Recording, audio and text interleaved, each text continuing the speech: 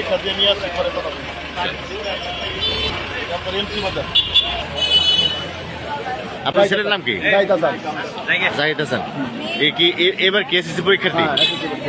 আর কিভাবে ঘটনাটা ঘটলো অ্যাক্সিডেন্ট? ঘটনাটা আপনার ওই নতুন বাজার থেকে আসে, মোহনপুর থেকে ওটা রাস্তা মেন রোডে আসতে রয়েছে। পরে আপনার ওই এমসির পরে ময়লার এখানে আপনার এই ধান টাকগুলো উপর দিয়ে উঠে দিচ্ছে, ওই চেঞ্জের উপরে উঠে দিচ্ছে। পরে সবাই 5 জন ছিল ছাত্রছাত্রী, 5 জন ধরে গুরুতর আহত হয়ে 2 জনের অবস্থা খুবই খারাপ।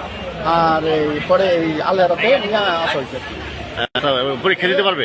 এই মোটামুটি ইনশাল্লাহ মোটামুটি ভালো আছে, বলছে তো অংশগ্রহণ করতে পারবে। এটা বলছে আমার সঙ্গে। এটা নিয়ে গেছে, স্যার ছিল। কে নিয়ে গেছে?